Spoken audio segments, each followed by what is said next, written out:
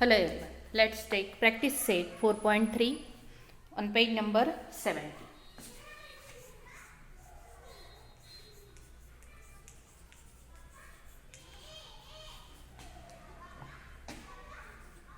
Page number 70.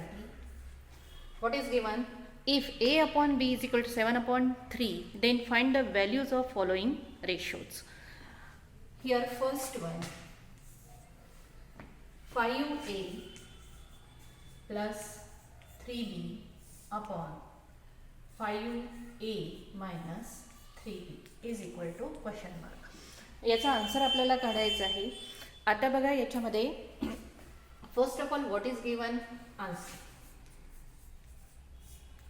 Ratio is given A upon B is equal to 7 upon 3. Now here in front of A there is coefficient n. हा portion एवढा काढायचा आपल्याला. A च्या समोर बघा 5 आहे आणि B च्या समोर 3 आहे. म्हणजे जिथे जिथे A आलेला आहे त्याच्या समोर काय आहे 5 आहे आणि जिथे जिथे B आहे त्याच्या समोर काय आहे 3 आहे. आणि हे कोणासारखं दिसतं तर हे कंपोनंडो डिव्हिडंडो सारखं दिसतंय. म्हणून काय करायचं आपल्याला A ला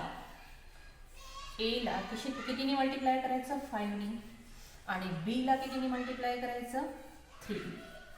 का बरं मल्टिप्लाय केलं म्हणजे याचाच अर्थ या रेशोला A अपॉन B ला आपण कशाने मल्टिप्लाय केलं 5 अपॉन 3 इज इक्वल टू. आता बघा याला इकडच्या बाजूला मल्टिप्लाय केलं तर या साईडला सुद्धा मल्टिप्लाय करावं लागेल. दॅट मीन्स 7 अपॉन 3 म्हणजे याला सुद्धा वरच्याला कितीने मल्टिप्लाय करावं लागेल 5 ने आणि या B ला 3 ने मल्टिप्लाय केलं म्हणून याला 3 ने मल्टिप्लाय करायला. म्हणजे दोन्हीकडे आपण 5 अपॉन 3 ने मल्टिप्लाय केलं. 5A upon 3B is equal to 7 35 3 3 9. Now apply here componendo dividendo. Therefore by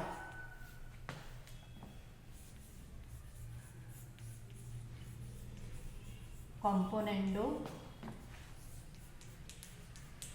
dividendo. आता कॉम्पोनेंटो डिव्हिडंड म्हणजे काय असतं की जर या दोघांचं ॲडिशन न्यूमरेटरमध्ये आणि दोघांचं सबट्रॅक्शन कुठे डिनॉमिनेटरमध्ये. म्हणजे 5A plus 3B 5A plus 3B न्यूमरेटरमध्ये आणि 5A मायनस 3B डिनॉमिनेटरमध्ये. बघा आलं. आता हे जसं या लेफ्ट हँड साईडला केलं इकडे सुद्धा न्यूमरेटरमध्ये ॲडिशन करायचं या दोन्ही व्हॅल्यूजचं 35 प्लस 9 आणि डिनॉमिनेटरमध्ये काय करायचं सबट्रॅक्शन करायचं. कारण आपण इकडे ही प्रॉपर्टी लावलेली आहे. हे ऑपरेशन इथे करून राहिलेलं componendo dividendo 35 minus 9 is equal to 5A plus 3B upon 5A minus 3B is equal to. आता याचं जर ॲडिशन केलं तर 9 आणि 10 4 44 अपॉन याच्यातून मायनस केले 6 26. Now here again we can divide both the values by equal number. सर्वात त्याला रिड्यूस फॉर्ममध्ये कन्वर्ट करावं लागेल आणि याला रिड्यूस फॉर्ममध्ये कन्वर्ट करायचं असेल तिथे आपण करत नाही. 44 अपॉन 26 कितीचा भाग जातो 2 दुनी 4 2 दुने 4 2 बेला 2 बेत्रिक 6. आता बघा 22 आणि 30 यांच्यामध्ये भाग जातो का नाही जात. त्याच्यामुळे आपण त्याला तसंच ठेवू. Therefore 5A plus 3B upon 5A minus 3B is equal to 22 upon 30. Answer प्रत्येक वेळी चेक करून घ्यायचं आपला आन्सर आलं की नाही. Page number 4.3 practice set 4.3 first 22 upon 3 आलं. त्यानंतरचं सेकंड वन काय म्हणत आहे की 2A² प्लस 3B². हे सेम आहे फक्त त्याच्या तिथे काय दिलेलं आहे हे चेक करायचं. पुन्हा इथे सेकंड वन घेऊ आपण. Second 2A² plus 3B² upon 2a square minus 3b square is equal to question mark.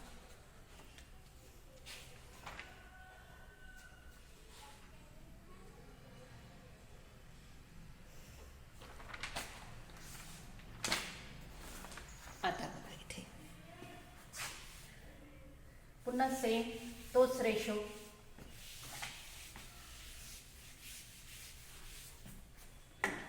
a upon b is equal to 7 upon 3. आता बघा इथे a स्क्वेअर आहे, इथे b स्क्वेअर आहे, म्हणजे आपण पहिल्यांदा स्क्वेअरिंग बोथ साइड म्हटल्यास मी इथे लिहून टाकते squaring both sides.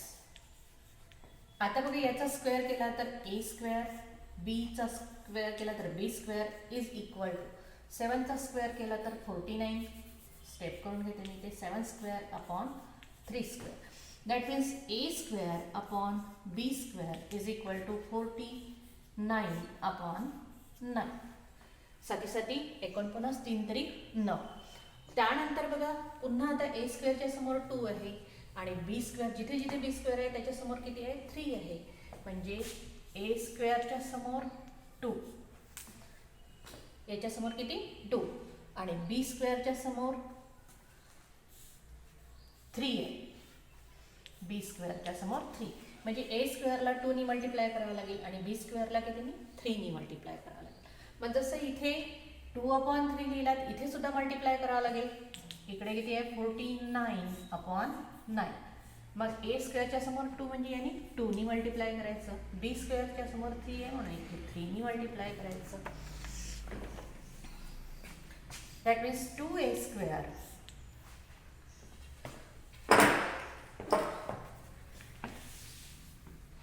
Upon 3b square is equal to हा पोर्शन एवढा पोर्शन आला 49 इंटू 2 98 9 तरी 27. आता बघा याच्यामध्ये आता बघा 2a स्क्वेअर आलाय 3b स्क्वेअर आलेला आहे. आता लावू आपण componendo dividendo. Therefore by componendo dividendo. Componendo dividendo म्हणजे न्यूमरेटरमध्ये ॲडिशन, डिनॉमिनेटरमध्ये subtraction. 2a square plus 2a square plus 3b square upon 2a square minus 3b square. जसं इथे दोघांचं ॲडिशन वर लिहिलं, दोघांचं सबट्रॅक्शन खाली लिहिलं, इथे सुद्धा काय करायचं दोघांचं ॲडिशन वर 98 प्लस 27, दोघांचं सबट्रॅक्शन खाली 98 मायनस 27. 98 प्लस 27 7 7 14 15 5 हातचा 1 10 11 12 अपॉन 98 मायनस 27 म्हणजे 171. भाग जातो का याच्यामध्ये 3 चौक बरं नाही 125 अपॉन 71. चेक करून घ्यायचं 125 अपॉन 71. तर अशा पद्धतीने हे एक एक्झाम्पल आपण सोडवलं. आता बघा त्याच्यामध्ये 4th वालं तुम्हाला सोडवता येतं, कारण हे सेम पहिलं जसं एक्झाम्पल होतं तसं त्यातलं फर्स्टमधलं हे 4th जो आहे ते 4th तुम्हाला सोडवायचं आहे. मी 3rd सुरुवात करून देते फक्त.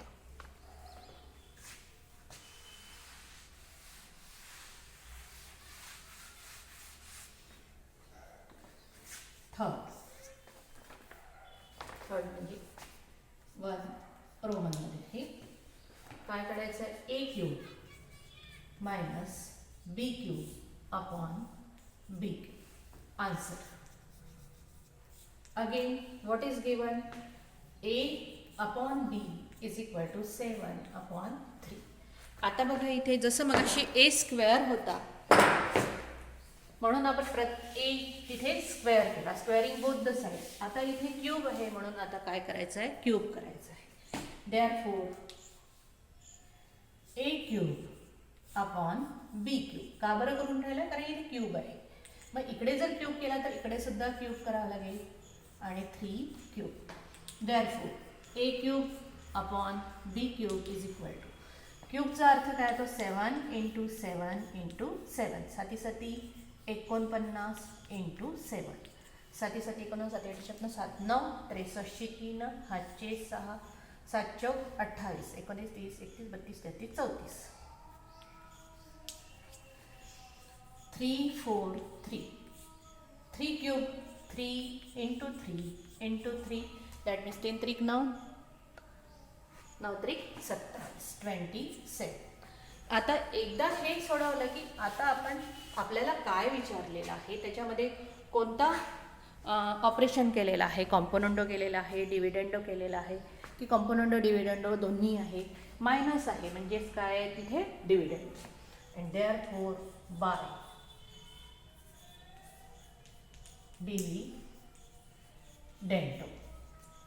डिव्हिडेंडो करायचा असेल तर मायनस करावं लागेल a cube minus b cube upon b cube is equal to दोघांचं मायनस न्यूमरेटरमध्ये केलेलं आहे 3 4 3 मग इथे सुद्धा दोघांचं मायनस करावं लागेल 3 4 3 मायनस 27 अपॉन बी क्यूब आहे म्हणून 27 जशी आहे तशी मायनस करायचं 3 4 3 अपॉन 27